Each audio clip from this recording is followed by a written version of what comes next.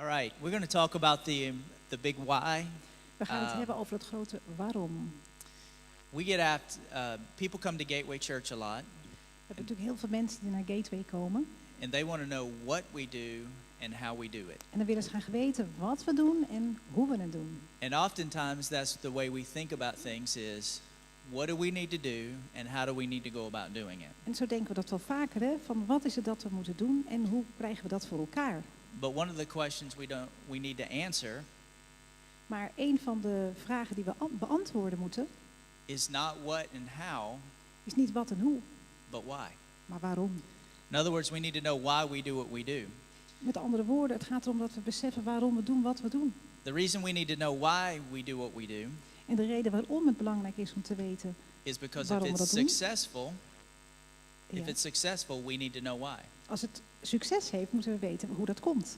But if it stops succeeding, Als- we need to know why. En als het niet meer succesvol is, moeten we ook weten hoe dat komt.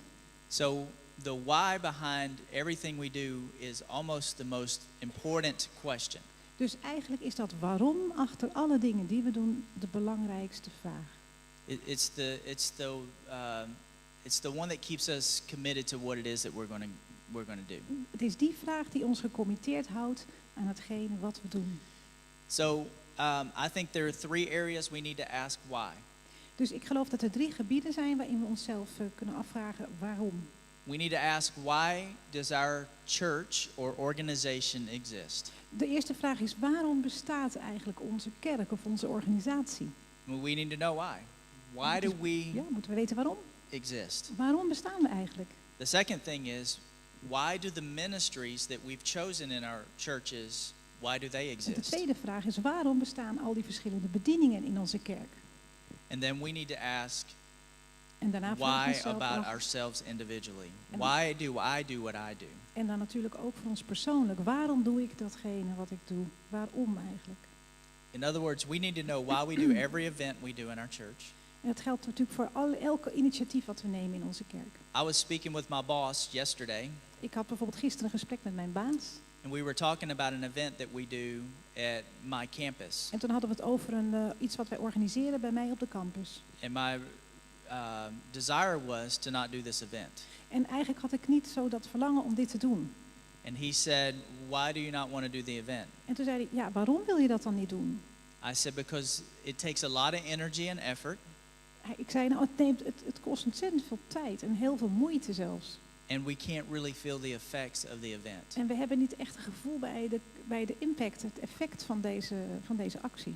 And he said, well, maybe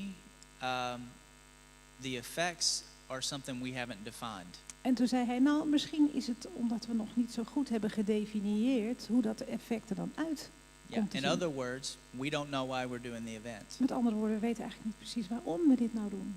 And maybe we need to define that first, En misschien moeten we dat eerst definiëren. and then we can decide if we want to do the event, En dan kunnen we besluiten of we het wel gaan doen. which made a lot of sense to me. En dat kwam eigenlijk heel wijs op mij over. He didn't know why we do it, Hij and wist, I don't niet, know why we do it. ja, hij wist eigenlijk niet waarom we dit nou organiseren en ik ook niet. But I know we do it. Maar ik We- weet dat we dat doen. And we spend a lot of energy and a lot of money and a lot of effort to do it. En we stoppen er geld in en energie en moeite. So we need to, when we understand why we're doing an event, Dus als we then begrijpen waarom we iets organiseren, it helps us decide, helpt helps het, us to ons, make some decisions about what we'll do and what we will not do. helpt het ons te beslissen of we het doen of niet. So the events should support the overarching vision of the church. Why do we exist? Datgene wat we organiseren hoort in lijn te zijn met de it's- visie van de kerk. Waarom doen we dit? Right. And if it doesn't do that, then we can remove it. En als het niet in lijn is met dat wat onze gemeente beoogt, dan doen we het niet.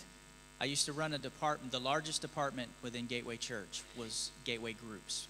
Ik heb de grootste bediening binnen Gateway Church geleid en dat was de live groups.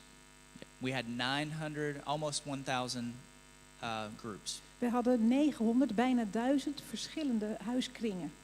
And we would launch every season, groups season, with what we called a groups rally. En ieder seizoen begonnen we weer met wat wij noemden een groepsrally. And it was a time to set vision and direction for the groups for that season of their meeting. En dan gingen we alle groepen eigenlijk hun doelen bepalen voor het aankomende seizoen. But I got to where I couldn't determine why we needed to have this groups rally. Maar ik op een of andere manier kon niet meer goed weten waarom we dat nou zouden zo doen iedere keer. So I went to my boss, my overseer, Dus ik ben naar mijn baas gegaan. and told him I'm not going to do the groups rally anymore. En toen zei ik van ik ga dat niet meer doen, die start op. And he was shocked. En hij was echt He's gechoqueerd. like, why not? Maar hoezo niet? And I said, because I don't know why we're doing it. Ja, omdat ik gewoon eigenlijk niet meer weet waarom we dat doen. My team can't define why we do it, Mijn team weet eigenlijk niet meer waarom we het doen. and I can't define why we En do ik it. kan het ook niet meer vinden waarom we dit doen. So we're going to not do it. Dus we gaan het gewoon niet meer doen. And he said, oh, okay. Ik zei, oké. And we didn't do it, and we had no complaints. En we zijn gestopt en niemand heeft daarover geklaagd. No one said, why didn't we do the groups rally? Niemand vroeg er meer naar waarom doen we het niet. In fact, we had a few said, thank you for not doing the groups rally. Het is andersom. Een aantal zeiden juist van, gelukkig would- dat we dat niet doen. Yeah, it was just another thing that we have to come to. Ja, dus het was iets wat we moesten ontdekken. But they didn't know why they had to come either. Maar zij wisten zelf ook eigenlijk niet waarom we dat deden. If we as leaders don't know why, Als wij het als leiders niet weten, the people we lead will not know dan zullen why. de mensen aan wie wij leiding geven het ook niet weten. And they will come up with their own reasons why. En ze zullen dan zelf redenen gaan bedenken waarom we dat doen. And then you're having to try to correct that if it's not what you're wanting. En dan heb je dus het punt dat je dat weer moet gaan corrigeren als dat niet klopt met wat jij wil.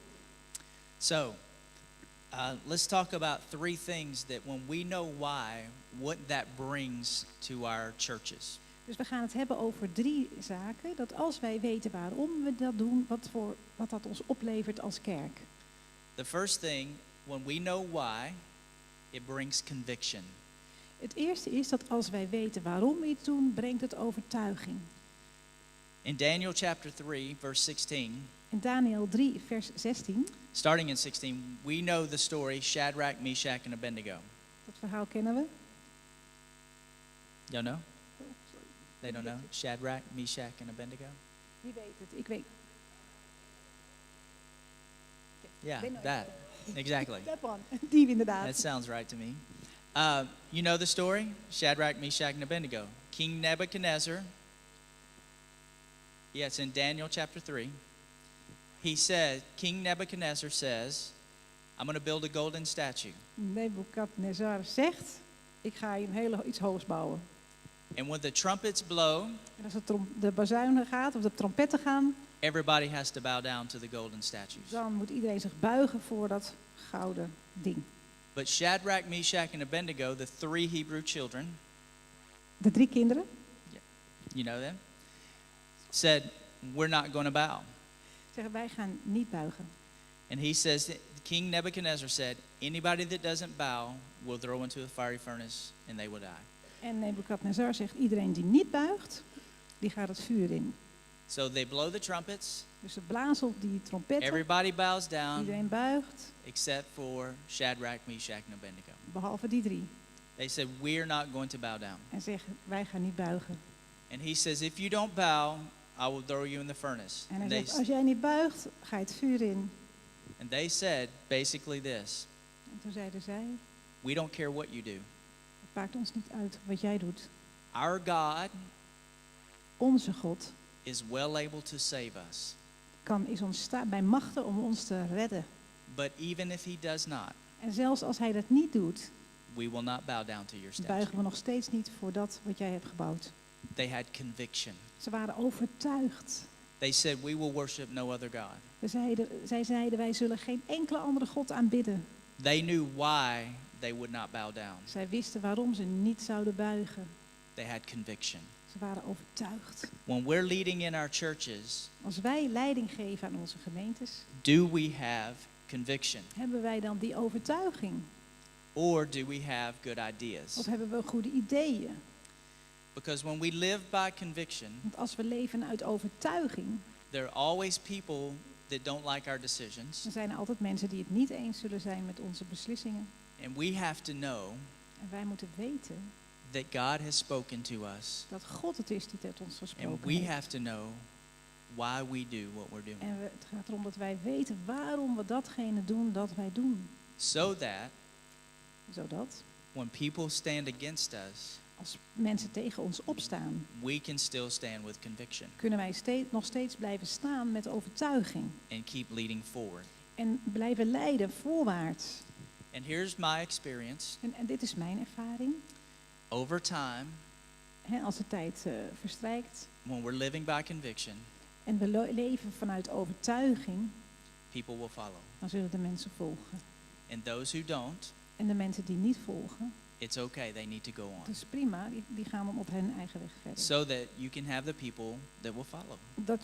Zodat je dus uiteindelijk met de mensen gaat die overtuiging volgen. And what you have is unity. En dan heb je eenheid. And Psalm 133 says that God blesses unity. En in de Psalm 33 staat dat God de eenheid zegent. So understanding why Dus het begrijpen waarom connects our actions verbindt onze handelingen to our vision, our En ons- mission, and our values en as a onze church. visie en onze missie en de waarden die wij als gemeente hebben. As a church or as a ministry within the church. Als kerk, maar ook als een bepaalde bediening in die kerk. The second thing why does is why brings context. En het tweede wat het waarom doet, is dat het een kader geeft. When we understand the context of a decision, Als we het kader begrijpen waarbinnen een besluit is genomen, we're able to see a bigger picture. dan kunnen we het grotere geheel overzien. We have 1 hour and 10-minute services at Gateway Church. Bij ons op Gateway hebben we diensten van 1 uur en 10 minuten. And so a lot of people used to come to Gateway En heel veel mensen komen dan naar Gateway. and they would ask the question, what and how? En dan stellen ze de vraag wat en hoe. And so we would say, the what is we have hour and 10-minute services. Dus dan zeggen wij, nou het wat, dat is we hebben een dienst van 1 uur en 10 minuten. And then they would say, how do you do that? En dan zeggen ze, hoe doe je dat? And so we would tell them how. En dan leggen we dat uit, hoe we dat doen. What they thought was, En wat ze dachten, that was the silver bullet. dat het Ja. het ei van Columbus, That was the key, dat de sleutel was the key to success. voor het succes.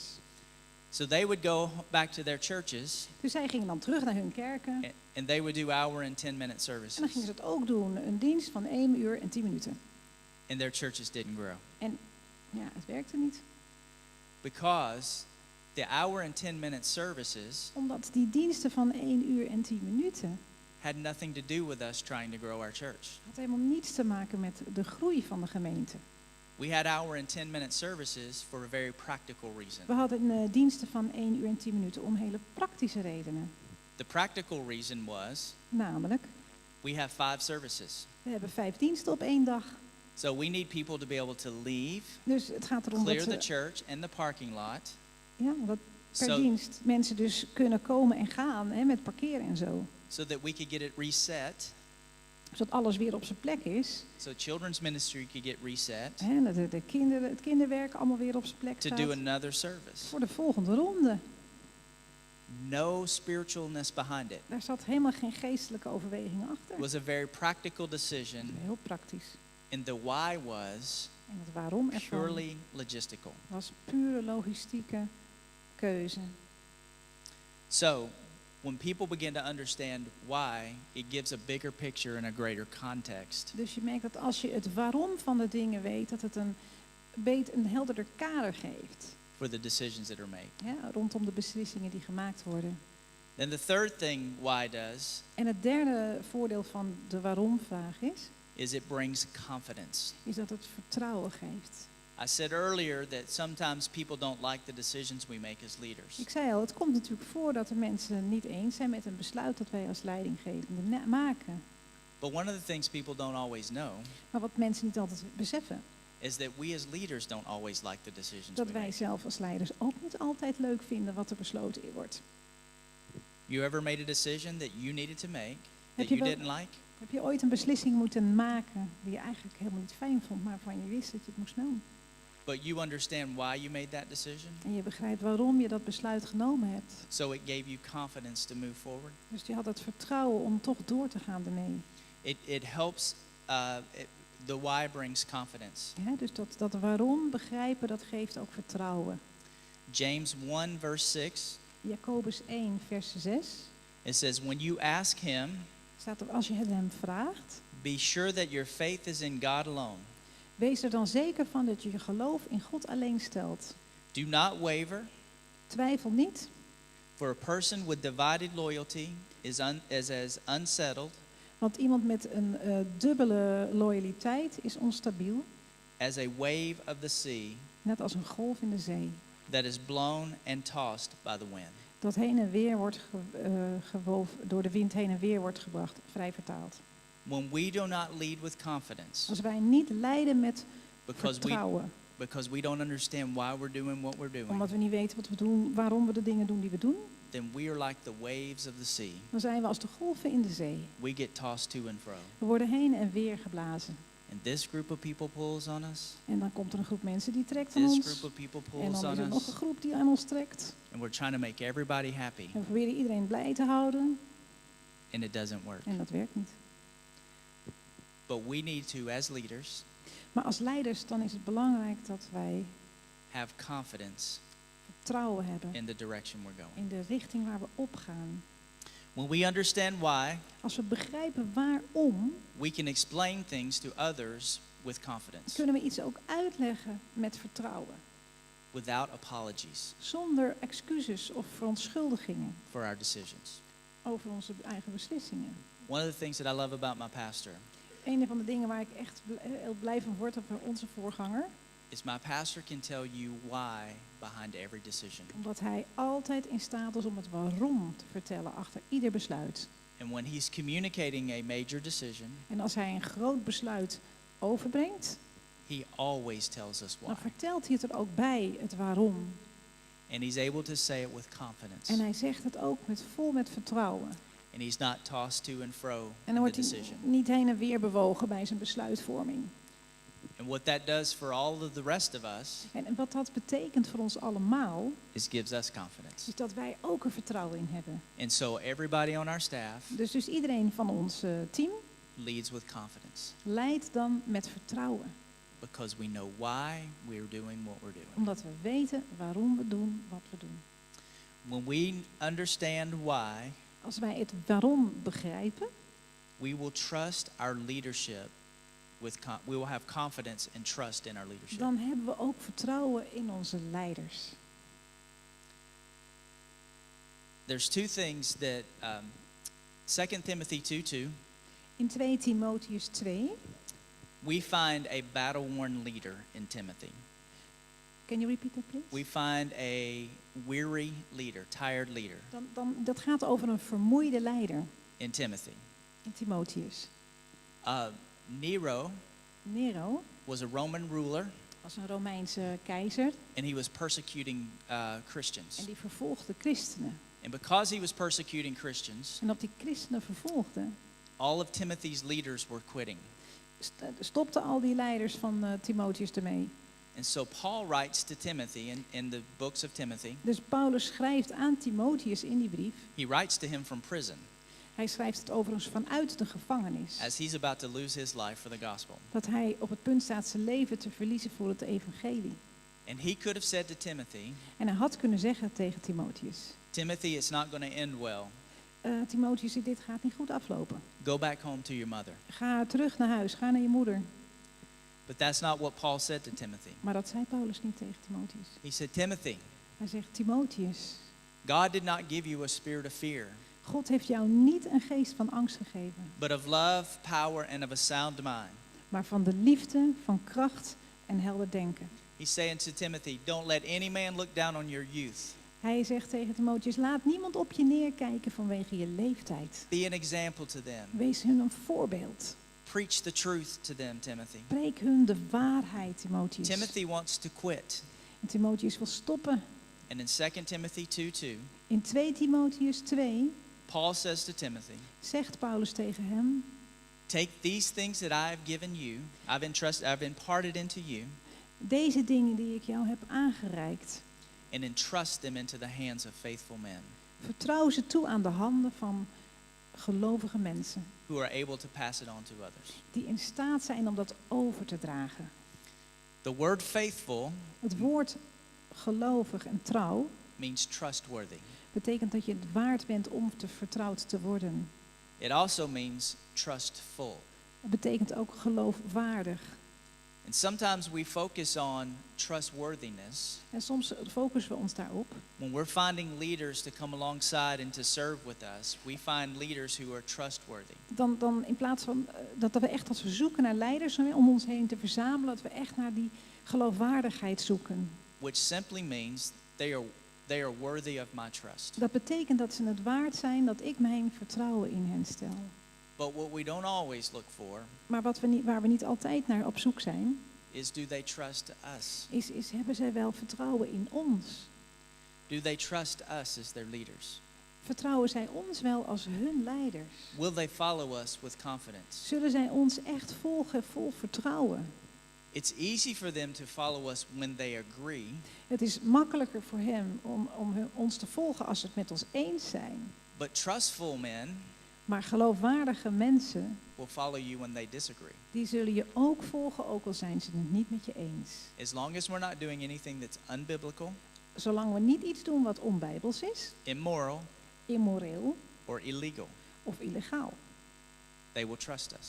Ze zullen And hun they will vertrouwen in follow. ons hebben en ze zullen volgen. They will follow us with confidence. Ze zullen ons vol vertrouwen volgen. We have our executive pastor. Onze, hoe noem je dat? Executive pastor, Yeah, de allerhoogste he's zo like. ongeveer. We have a lot of staff at Gateway. Er is heel veel, er zijn wat niveaus binnen Gateway, veel he's- leiderschap. He's like the number 2 guy. Hij is zeg maar de nummer 2 van de organisatie. Second chair, there you go. And so he likes to know what's going on in every area of the organization. En hij houdt ervan om goed te weten wat er in elk gebied van de organisatie gebeurt. He's an elder, Hij is ouderling and he's in charge of all of the staff. en hij heeft de leiding over al het betaalde personeel. All the staff. We were planting our very first church in Scottsdale, Arizona, Toen wij onze allereerste kerk planten in Arizona, and he knew nothing about it. wist hij er niets van. He knew we were doing it, but he didn't know what was going on with Hij it. wist dat we daarmee bezig waren, maar hij had echt geen flauw benul wat daar nu echt gaande was. So he is meeting with Pastor Robert, Dus hij heeft een bespreking met pastor Robert. and he's telling him how frustrated he is that he knows nothing about what's going on with the Scottsdale En plant. hij deelt eigenlijk zijn frustratie dat hij gewoon eigenlijk helemaal niet weet wat daar nou precies gebeurt. He says, I'm an elder. Hij zegt, ik ben een ouderling, I'm the second in command. ik ben de tweede in I should charge. know what is going on with our very first Ik church behoor dat te plant. weten, ik behoor te weten wat daar gebeurt. Unless you tell me, Pastor Robert, En tenzij jij mij vertelt, pastor Robert, to let it go. om het los te laten. So Pastor Robert said to him, Dus inderdaad, zei die voorganger Robert, let it go. laat gaan. And he explained to him why he's telling him to let it go. En hij legde uit waarom zijn advies was om het te laten gaan. He reminded him of a decision that he was a part of. Hij herinnerde hem aan een besluit waar hij ooit deel van uit had gemaakt. He said, didn't we as elders Hij zei, weet je nog dat wij als ouderlingen decide to assign some of our elders to help Pastor Preston in Scottsdale? dat wij een aantal mensen aangewezen hebben om pastor Preston te helpen? And he said, yes. En hij zei, ja, dat weet ik me te And herinneren. then he said, were you and I one of the elders that was assigned? En toen was de volgende vraag, waren wij een van die 2 ouderlingen die die opdracht hebben gekregen? And he said, no. En hij zei, nee. He said, that's why you don't know. En toen zei die Robert dus, van daarom weet je het dus ook niet. That's why you can let it go. En daarom kun je het nu loslaten. And Pastor Tom En die pastor Tom never mentioned it again. begon er ook nooit meer over. Why? Waarom? Because he's trustful. Omdat hij dat vertrouwen heeft. He trusts Pastor Robert, Hij heeft alle vertrouwen in pastor and he Robert. trusts all the other elders. En hij heeft alle vertrouwen in de andere ouderlingen. while he may have wanted to know what was going on, Ondanks dat hij zelf heel graag wilde weten wat er allemaal gebeurde, he was trustful to say, I don't need to know. had hij genoeg vertrouwen om te zeggen, ik hoef het niet te weten. When people understand why, Als de mensen het waarom begrijpen, you can see not only are they trustworthy, dan zie je dat ze niet alleen geloofwaardig zijn, but are they trustful. maar ook betrouwbaar. This is a really, really big deal. Dit is echt heel erg belangrijk. Paul was saying to Timothy, Paulus zegt tegen Timotheus, Timothy, find men who are trustworthy. Timothy, zorg dat je mensen vindt die betrouwbaar zijn. Find men who are trustful. Zorg dat je mensen vindt die geloofwaardig zijn. And take the vision of the church En neem de visie van de kerk, and put it into their hands geef het hun in handen, so that they can pass it on to zodat others. zij het kunnen doorgeven. He's saying to Timothy, Hij zegt tegen Timotheus, you cannot quit. je kan niet stoppen. You cannot quit. Het is Keep gewoon going, Timothy. geen optie. Ga door, Timotheus. I know you're discouraged. Ik weet dat je Keep ontmoedigd going. bent, maar ga door. We all need men and women We hebben allemaal mannen en vrouwen nodig who are trustworthy and trustful. die geloofwaardig zijn en betrouwbaar.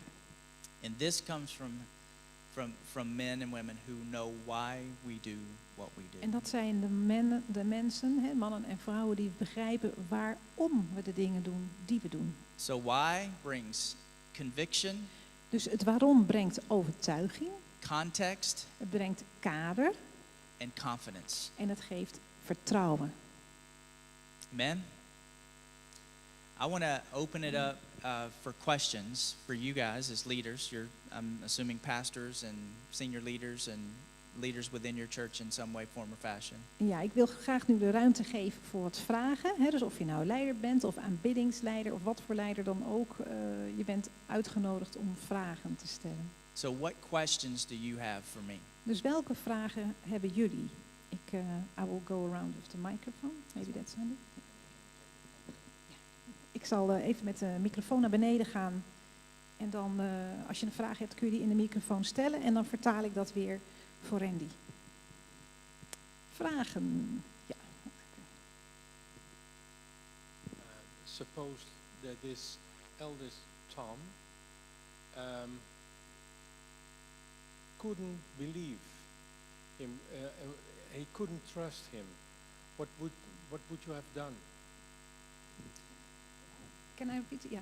De vraag is, als dat vertrouwen er nou niet was geweest, wat zou hij dan gedaan hebben? Eventually, you have to have an honest conversation with them. Het gaat natuurlijk om dat je een eerlijk gesprek hebt. Sometimes people will not trust us En het komt voor dat mensen ons niet vertrouwen, because they've been hurt omdat ze gekwetst zijn by someone else. door iemand anders. And most people En de meeste mensen act out of their hurt. gaan reageren vanuit die pijn. So you first find out, are you hurt? Dus het is belangrijk op zo'n moment om eerst te onderzoeken, is hier misschien pijn? Whether you were the one who did it or not. Even los van of jij dat hebt veroorzaakt of dat iemand anders And daar then- mee van maken heeft. And then you ask En dan vraag je for them to trust you. of zij je willen vertrouwen. If it continues to be a pattern, Als het een patroon wordt, then you have to really ask a real hard question. dan is het wel het moment dat je een moeilijkere vraag gaat stellen. Are they the right person to walk with you, Zijn continuing zij to move forward? de juiste persoon om naast jou of met jou verder te wandelen? And that's very hard, En dat is natuurlijk heel moeilijk. especially if they're friends. Natuurlijk, met If name you- als je een if you've vriendschap gotten hebt real ontwikkeld. close, Je bent dicht nabij gekomen. I just had to do that with one of my staff members Ik heb het zelf een keer meegemaakt. before I came here. Voordat ik hier naartoe kwam. And it was one of those situations where we had gone as far as we could, En dat is echt zo'n moment dat we echt tot het uiterste waren gegaan. and we just reached a place where we couldn't continue to go forward because there wasn't trust there. En we kwamen op een gegeven moment op het punt dat we gewoon niet meer vooruit konden gaan, omdat er geen vertrouwen meer was. And that's hard. And I think that's one of the echt most moeilijk. critical pieces for leadership is to know when to make those kinds of decisions. En ik geloof echt dat een cruciaal aspect van leiderschap is het momentum. Dat je goed kan bepalen wanneer dat moment aangebroken is. If we don't make those decisions, Als we dat soort beslissingen niet nemen, then the choice we're making is to give up on the why sometimes. Dan is de keuze die Because we you can't maken dat reach we it. eigenlijk het waarom laten liggen. Yeah, because you can't reach it. And Omdat so je niet bij kan.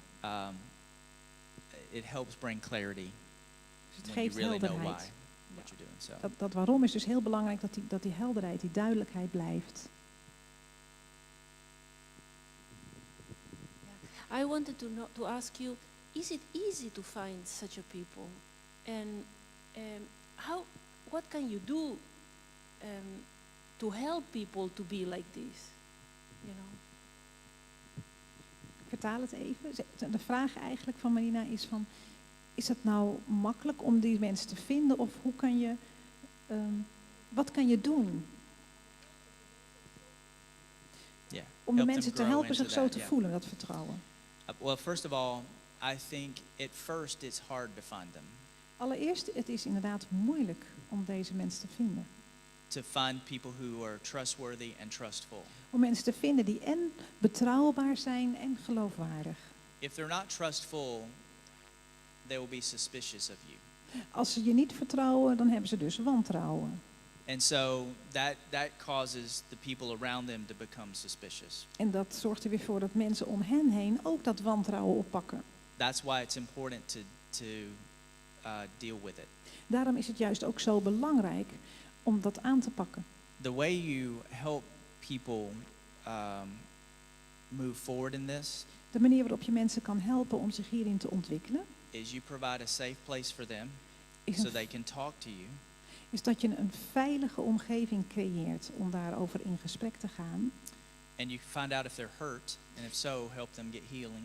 En dat als je ontdekt dat er pijn is, sprake van pijn, dat er eerst naar die genezing wordt toegewerkt. But once you get a number of people who are healthy, Maar als je een aantal gezonde mensen hebt, who are trustful and trustworthy, die geloofwaardig zijn en betrouwbaar, it sets the culture. dan creëer je een cultuur. And unhealthy things begin to stand out in a healthy culture. En op het moment dat je een gezonde cultuur hebt, dan vallen de ongezonde aspecten die gaan opvallen. And it makes it real easy to see the areas that need attention to bring help. En dan wordt het heel makkelijk om te zien in welke gebieden er iets veranderen kan, waar iets gedaan hoort te worden. I'm trying to figure out how to say this. I think if the good stands out, I've been a part of ministries where there was good things happening, and they were like the anomaly in the whole church. Hij vertelt over, hij is ergens geweest waar het goede eigenlijk zo vanzelfsprekend was, als ik het goed interpreteer hoor. And when that's happening, En als dat gebeurt, it's probably a very unhealthy environment. oh nee, dat heb ik niet goed vertaald. Het is tegenovergestelde. Dus, But, excuse me, just a second. okay. Dus als het goede niet overheersend is, dan kun je dus zien, dit is geen gezonde omgeving.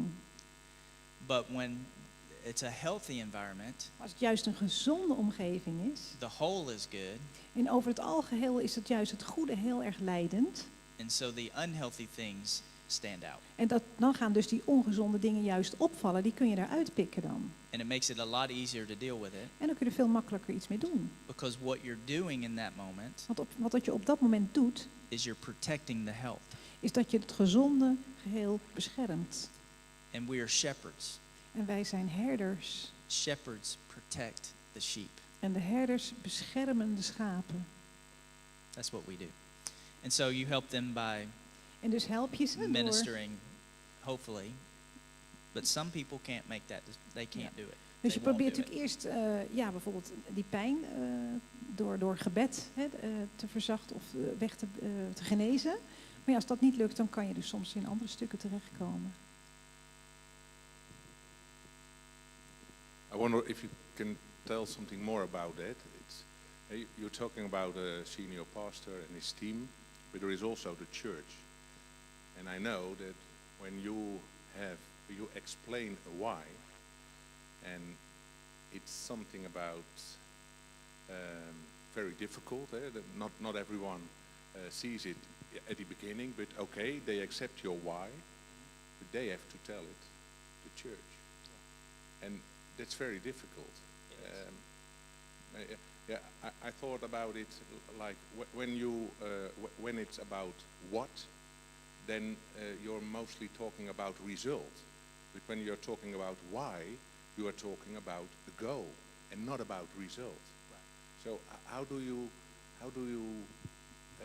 take that in your church by a member staff what's not completely understand it? Yeah, I think that's a great question. Ja, oh, sorry. Ja. De vraag is van of u wat meer kan vertellen over hoe dat dan gaat landen in de kerk. Want je kunt het als senior pastor, kan je het vertellen aan je legt een why uit aan je team. En zij hebben moeite met je beslissing. Maar ze doen het omdat ze in jou vertrouwen. Maar het moet wel verder gebracht worden in jouw kerk. En als het gaat om wat, dan gaat het heel vaak om een resultaat. Maar als het gaat om een waarom, dan gaat het zeg maar om een doel wat je met elkaar nastreeft. En hoe laat je dat nou landen in je kerk? I think as a senior leader or leader of a ministry, Oh, sorry. Ik denk dat I got carried away. that's all right. That's all right. My apologies. Ik denk dat als leider in de gemeente It's our job to continually say why.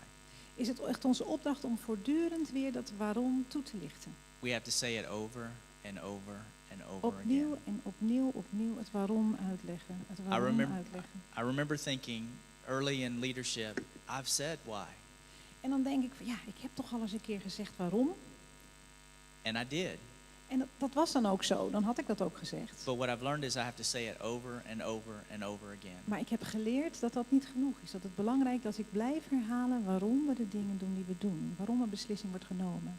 And as a senior leader, En als een leiderschap, een I leider, have to entrust the how to other people.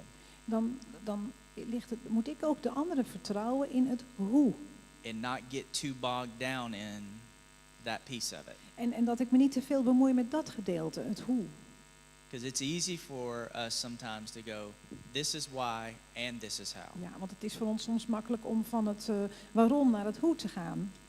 But what I've known in myself and in others is I may not have the best how. Maar wat ik heb ontdekt in mezelf en ook bij anderen, dat het kan best zo zijn dat dat hoe van mij helemaal niet het beste hoe is. And what I want to monitor is, are we still doing it for the right reason? En het is veel belangrijker dat ik zicht hou op doen we het nog steeds met het juiste doel, om de juiste reden. And so I'm constantly saying why.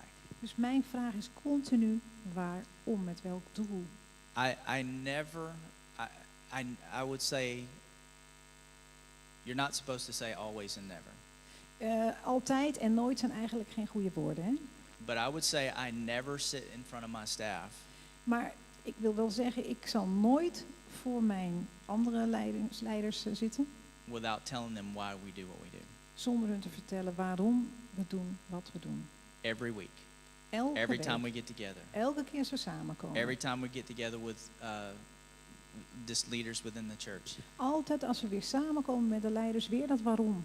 I will let someone else tell how we're going to go do something, Ik laat iemand anders vertellen hoe we dat gaan aanpakken. but I'm constantly telling them, but here's why we're doing that. Maar ik blijf steeds weer benadrukken en dit is waarom we dat doen. What I find is I have people that, whether they're volunteers or staff, En ik ben erachter gekomen dat of het nou vrijwilligers zijn of mensen die in de leiding zitten van de Hoor. organisatie, who are much better at how and what than I am. dat er mensen bij zijn die zijn veel beter in het hoe en het wat van de dingen dan ik zelf. And so oftentimes if I'm meeting with them, En dat gebeurt vaak genoeg dat als ik hun ontmoet, I will always bring them back to why dat ik hun in weer the terugbreng conversation. naar het waarom. Yeah. So I think it's a continual, it's not a one-time thing, it's just over and over and over again. Dus eigenlijk gaat het erom dat je dat niet één keer zegt, maar dat het eigenlijk een continuum is. Dat je dat voortdurend blijft doen. And so for me, anytime I am in a room with Pastor Robert, Dus in mijn geval bijvoorbeeld elke keer dat ik samen ben met pastor Robert, I'm always listening to why. luister ik altijd naar zijn waarom. why this decision was made, Waarom is dit besluit genomen? why we're doing this, Waarom doen we dit? why we're going in this direction. Waarom gaan we deze kant op? Because my number one job Want is mi- to communicate why Want mijn allereerste verantwoordelijkheid is om dat waarom te kunnen uitdragen. at my campus. Bij mij op de campus. So, and I find those who really grab a hold of the why En nogmaals, ik heb ontdekt dat de mensen die het echt te pakken hebben, dat waarom, are both trustful and trustworthy people. zijn ook de mensen die betrouwbaar zijn en geloofwaardig. Yeah. And in our in Gateway, En bij ons in Gateway they're the ones that get promoted up into the higher levels of leadership. zie je dat dat ook de mensen zijn die doorstromen naar hogere verantwoordelijkheden.